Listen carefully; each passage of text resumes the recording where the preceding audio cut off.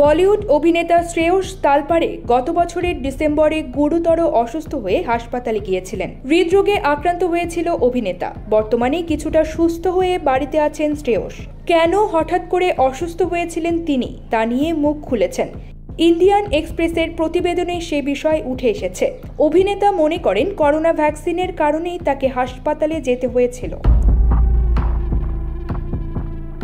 সম্প্রতি লেহরেন রেট্রোকে দেওয়া সাক্ষাৎকারে শ্রেয়স তালপারে বলেন, ক্লিনিক্যালি আমি মরে গিয়েছিলাম। আমার হার্ট অ্যাটাকটা মারাত্মক ছিল।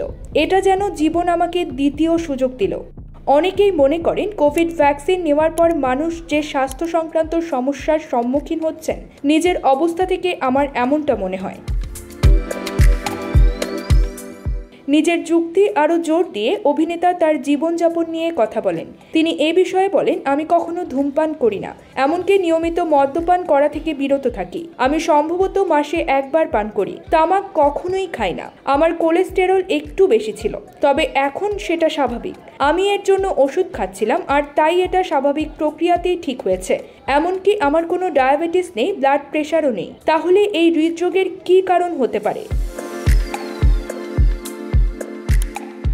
হৃদরোগের সঙ্গে করোনা ভাইরাসের ভ্যাকসিনের যোগসূত্রের বিষয়ে শ্রেয়স বলেন, কোভিড-19 টিকা নেওয়ার পরে আমি বেশ ক্লান্তি অনুভব করছিলাম। হতেই পারে এটা কোভিড ভ্যাকসিন নেওয়ার কারণেই হয়েছে। আমার কাছে পর্যাপ্ত প্রমাণ নেই, তাই কোনো বিবৃতি দেওয়া অর্থহীন।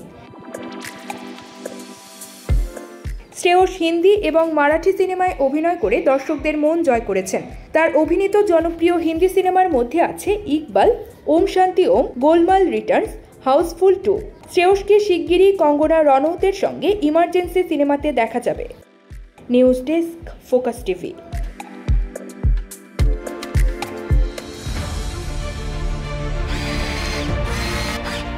আলোতে থাকুন, ফোকাসে থাকুন, হাত রাখুন প্রজন্মের হাতে।